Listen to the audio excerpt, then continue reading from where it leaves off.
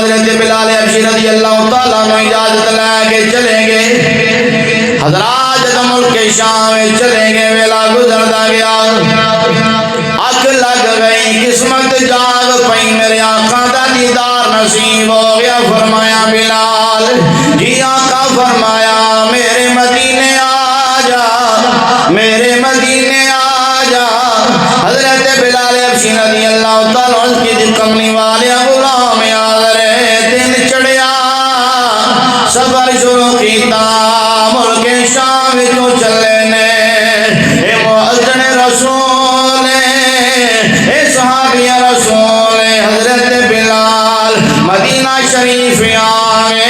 صحابہ کہنے بلال رضی اللہ تعالیٰ عنہ مدینے آگے نے. حضرت بلال کہو اذان سنا. جدو اذان دی ابتدا بنی میرے آقا فرمایا میں بلال دی ڈیوٹی دینا اذان پڑھن گے اذان پڑھن گے.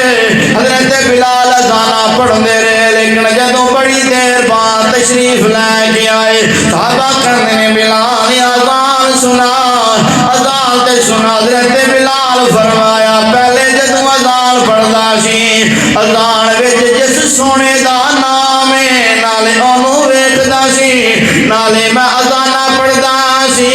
اج بھی ظاہر دے نبی نظر نہیں آ رہے میں کیویں اذان پڑھا. صحابہ میں اذان دو وقت کچھ اور سیوں ویلا کچھ اور نبی پاک صلی اللہ علیہ وسلم بھی ظاہر دے نظر نہیں آ رہے.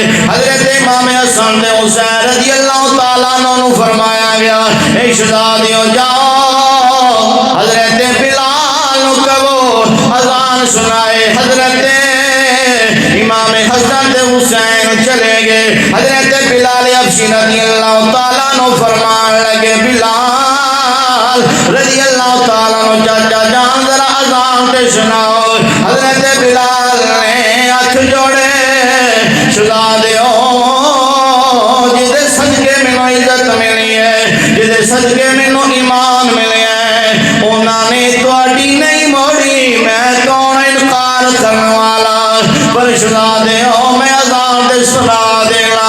حضرت بلال حبشی رضی اللہ تعالیٰ عنہ اذان پہ پڑھ دینے اللہ اکبر اللہ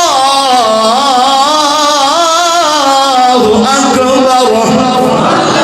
سچا عاشق رسول نے جدو اذان پڑھیے حضرات محترم جدو پڑھیا ہے اشہد ان لا الہ الا اللہ اشہد ان لا الہ الا اللہ. جگ دے میں مسلمانوں معزز حضرت بلال حبشی دے قدماں جو قربان ہو جان. بڑے بڑے معزز آن گے حضرت بلال ورگا معزز نہیں آ سکتا. جنوں حضور خود فرمان اذان پڑھ جنوں حضور خود فرمان اذان پڑھ.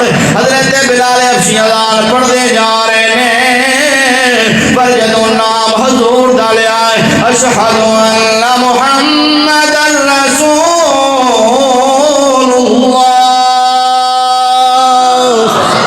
جدوں صحابی رسول نے نام لیا بے خوش ہو گئے.